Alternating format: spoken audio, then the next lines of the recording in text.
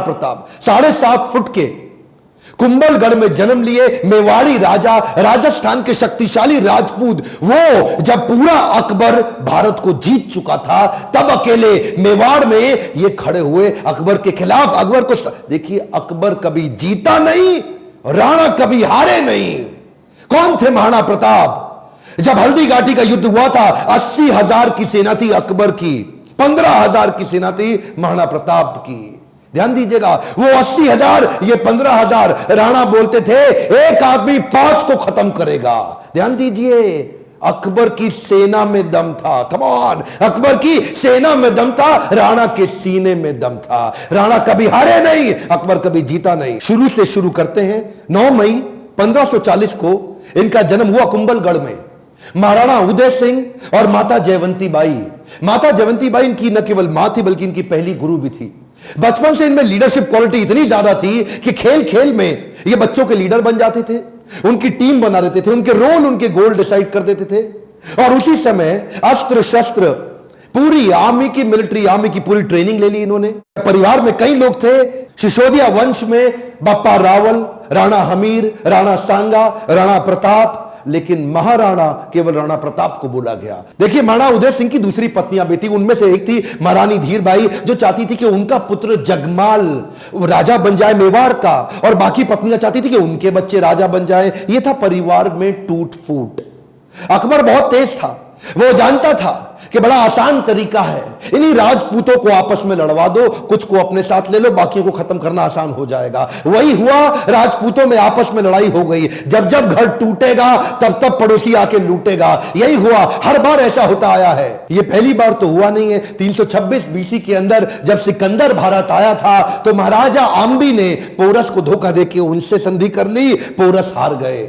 मोहम्मद गौरी कभी पृथ्वीराज चौहान को ना हरा पाते, जयचंद उनके साथ मिल गया, इसीलिए पृथ्वीराज चौहान हार गए। ब्रिटिशर भी हमारे देश में क्या कर लेते, वो तो ग्वालियर के सिंधिया, इंदौर के होलकर, हैदराबाद के निजाम और पटियाला के राजा 1857 में इन्होंने धोखा दे दिया, इसलिए हमारा देश मार खा गया था। और इसी तरह मुगल भी महाराणा प्रताप को कभी हरा नहीं पाते। वो तो जब परिवार टूटेगा तब तब पड़ोसी आके लूटेगा। आमेर के महाराज को इन्होंने अपने साथ ले लिया, टोडरमल को अपने साथ ले लिया, जयसिंह को अपने साथ लिया। इन्होंने परिवार के ही लोगों को तोड़वा के अपने साथ जोड़ लिया। अकबर स्मार्ट था। यहां पे महाराणा प्रताप अकेले पड़ गए, लेकिन भीलों की सेना बनाई। वो जो जंगली भील होते हैं उनकी मदद ली, उनको ट्रेन किया। ये हारे नहीं कभी। महाराणा प्रताप वो आते थे, इनको पर अटैक करते थे। थोड़े दिन के लिए महाराणा प्रताप इधर उधर निकल करके फिर दोबारा नई सेना बना के फिर खड़े हो जाते। देखिए, ना तो ये महाराणा प्रताप को मार पाए, ना ही उसको पकड़ पाए। महाराणा प्रताप हर बार बाउंस बैक करते थे। महाराणा प्रताप शरीर से इतने ताकतवर, 7.5 फुट की उनकी हाइट, 70 किलो का उनका कवच, 10-10 किलो के जूते, 10-10 किलो की तलवार, 80 किलो का भाला। बहलोल खान को कैसे काट डाला? कौन था बहलोल खान? ये थे अकबर का सबसे बड़ा सेनापति जो हल्दी घाटी के युद्ध में आया था। एक तलवार की काट से इन्होंने बहलोल खान समेत उनके घोड़े को 2 हिस्से में चीर डाला। ये बार बार लड़ाइयों का कारण समझिए। क्या दिया कि आधा हिंदुस्तान तुम्हारे नाम कर देंगे, बस मेवाड़ हमारे लिए छोड़ दो, हमारा आधिपत्य स्वीकार कर लो। महाराणा प्रताप क्या जवाब देते? वो तो महाराणा प्रताप है, आधा देश तुझे दे दूंगा अगर तू केवल मेवाड़ मेरे लिए छोड़ दे। मेवाड़ स्ट्रैटेजिकली इतना इंपॉर्टेंट, लेकिन महाराणा प्रताप तो महाराणा प्रताप मारो मेवाड़ी सरदार। हल्दी घाटी का युद्ध 1576 का, इतनी छोटी सेना होने के बावजूद महाराणा प्रताप स्ट्रैटेजिकली युद्ध को कैसे लड़े?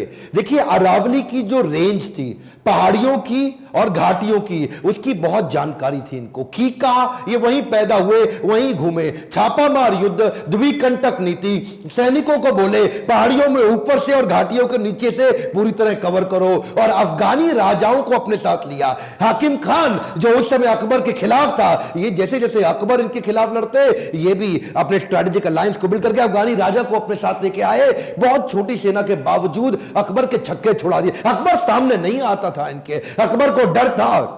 इनकी तलवार, अकबर की हाइट कम थी, एक बार मारेंगे घोड़े हाथी समेत काट देंगे। चेतक इनका इतना पावरफुल घोड़ा कि उसके आगे ना सूंड लगा देते थे। हाथी कंफ्यूज होता था कि ये घोड़ा नहीं है, कहीं हाथी तो नहीं है। था साथी तेरा घोड़ा चेतक जिसमें तू सवारी करता था, थी तुझमें ऐसी कोई खास बात जो अकबर तुझसे डरता था। ये जो चेतक घोड़ा था, नीले रंग का अफगानी घोड़ा, ये एकमात्र ऐसा घोड़ा है जिसके ऊपर कई कविताएं बन चुकी हैं आज तक देश में। चेतक, इसको अपने पुत्र से ज्यादा प्रेम करते थे महाराणा प्रताप। वो युद्ध के दौरान उन दिनों हाथी की सूंड के आगे तलवारें लगी होती थी। जब ये छलांग मार के अपने घोड़े के साथ जा रहे थे तो उस तलवार से एक पांव चेतक का कट गया। युद्ध के दौरान जब महाराणा प्रताप अकेले फंसे थे ना, तो यही वो चेतक था जो इनको भगा के एक कटी टांग से 28 फीट का गहरा नाला टाप के चला गया। अपने राजा को पहले उसने बचाया और उस छलांग के कारण अपने प्राण त्याग दिए। और केवल चेतक ही नहीं, महाराणा प्रताप के पास एक हाथी भी था जिसका नाम था राम प्रसाद। राम प्रसाद की अहम भूमिका थी हल्दी घाटी के युद्ध में। इस रेख राम प्रसाद हाथी ने कम से कम 8 हाथी अकबर के खत्म कर दिए और कई घोड़े मार दिए। राम प्रसाद की आगे जो तलवार लगी थी वो बड़ी खूंखार थी। अकबर का पूरा फोकस था कि राम प्रसाद को किसी तरह अपने साथ ले जाऊं। अकबर ने 12 हाथियों का चक्रव्यूह बनाया और जो राणा प्रताप का राम प्रसाद हाथी, उसको कंट्रोल किया महावतों की मदद से और उसको किसी तरह अपने साथ ले गए बंदी बना के। ये राम प्रसाद, इस हाथी का बाद में नाम बदल के अकबर ने पीर रख दिया। और ये पीर हाथी, इसको 28 दिन तक अकबर बोलते रहे सब कुछ खिलाओ सब कुछ पिलाओ। राम प्रसाद ने सब खाना बंद कर दिया, अन्न जल का त्याग कर दिया।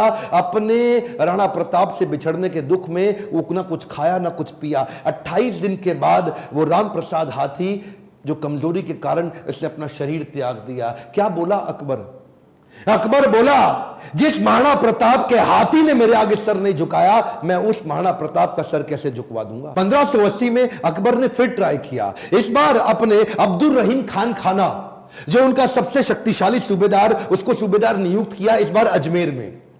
और क्या बोले, मैं तुम्हें जिम्मेदारी देता हूं कि तुम इस बार मेवाड़ को किसी तरह जीत के मुझे ला दो, मुंह मांगा इनाम दूंगा अगर महाराणा प्रताप को पकड़ लाए। इधर कुंवर अमर सिंह जो कि सेनापति थे महाराणा प्रताप के, उन्होंने अब्दुल रहीम खान खाना को कंफ्यूज करने के लिए शेरगढ़ के पास एक अटैक किया। अब्दुल रहीम खान खाना का जैसे ही ध्यान भटका, कुंवर अमर सिंह उधर उनकी बेगम सहित उनके परिवार को बंदी बना के ले आया, उनकी बहू बेटियों को ले आया। पर जैसे ही महाराणा प्रताप को बात पता चली, उनको बड़ी आत्मग्लानि हुई, बहुत बुरा महसूस हुआ। आज भी यह बात सब जानते हैं कि महाराणा प्रताप स्त्रियों की बहुत सम्मान किया करते थे। अब्दुल रहीम खान खाना की पत्नी, उनकी बेटी, उनकी बहू, उनके बच्चों, सबको पूरे सम्मान के साथ कहा वापस छोड़ के आओ, वापस लेके आओ, युद्ध जंगे मैदान में करेंगे, औरतों को नहीं, औरतों की इज्जत पूरी इज्जत से वापस करेंगे। हल्दी घाटी का युद्ध इतना खौफनाक था कि 300 साल के बाद भी आज वो हल्दी वाली मिट्टी, उससे खून निकलता था। आज भी तलवारों के जत्थे मिट्टी के नीचे से निकलते थे। इतना खौफ कि युद्ध के बाद भी सिक्का, करेंसी, मुद्रा अभी भी महाराणा प्रताप के नाम की चलती थी, अकबर के नाम की करेंसी तक नहीं चल पाई। अकबर इतना घबराता था उसके नाम से कि कहता था रात को सोने से पहले कोई महाराणा प्रताप का नाम मत लेना मेरे आगे।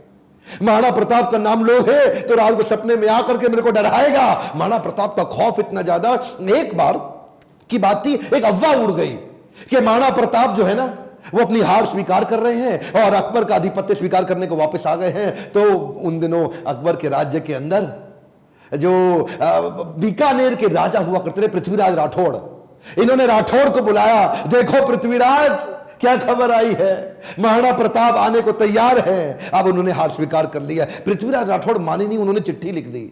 पृथ्वीराज राठौड़ ने तुरंत महाराणा प्रताप को एक पत्र लिखा और पत्र में लिखा कि मुझे विश्वास नहीं हो रहा यह बात सुन के कि क्या अब जंगल का शेर सियारों के साथ रहेगा, क्या सूर्य अब बादलों के पीछे छुप जाएगा, क्या चातक अब धरती का पानी पिएगा, क्या हाथी अब कुत्ते के जैसा जीवन बिताएगा, क्या तलवारें अब मयान के अंदर चली जाएंगी, राजपूतानी अब विधवा हो जाएगी। आपकी सौगंध, ये बात सुन के मेरा दिल कांप उठा है, मेरी मूछें तनी हुई नीचे चली गई हैं। कृपया आप ही बताएं ये बात कहां तक सही है। पृथ्वीराज राठौड़ का पत्र पढ़ते ही महाराणा प्रताप की आंखों में क्रोध से लाल हो उठी। महाराणा प्रताप कहने लगे, बादलों में वो क्षमता कहां है जो सूर्य को रोक सके, शेर की मार सह सके, ऐसे सियार ने कभी जन्म नहीं लिया। धरती का पीने के लिए पानी चातक की चोंच बनी ही नहीं है और कुत्तों की तरह जीवन जीने वाले हाथी की बात आज तक हमने सुनी ही नहीं। महाराणा प्रताप प्रताप बोले, भूखा प्यासा रह के भी मेवाड़ की रक्षा करूंगा, अपने प्राण जाने दूंगा पर मेवाड़ नहीं जाने दूंगा। बहरहाल इसी दौरान अकबर को समझ आ गया महाराणा प्रताप को मैं हरा नहीं सकता,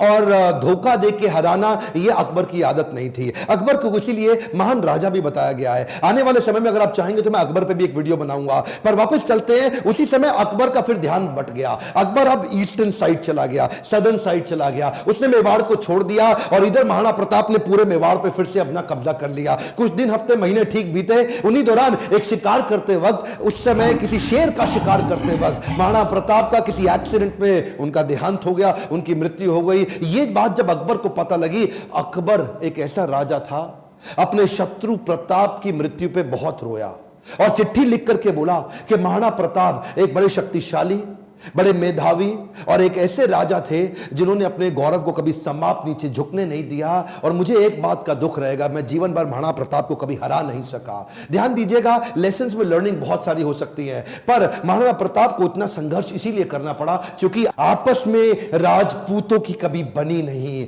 ध्यान दीजिएगा, जब जब घर टूटेगा आपका पड़ोसी आपको लूटेगा। करूं बाकी सब ठीक है, लेकिन महाराणा प्रताप के इस वीडियो को, जो कि हमारे कोर्स कैरिकुलम में पढ़ाया नहीं जा रहा, इनके बारे में एजुकेशन सिस्टम में बताया नहीं जा रहा, क्या आप इनका वीडियो पूरे देश में फैलाना चाहेंगे? राष्ट्र हित में आप इस वीडियो को व्हाट्सएप ग्रुप में डालिए। Let people know and understand about Maharana Pratap. Akbar कभी जीता नहीं, प्रताप कभी हारे नहीं। अकबर की सेना में दम था, प्रताप के सीने में दम था।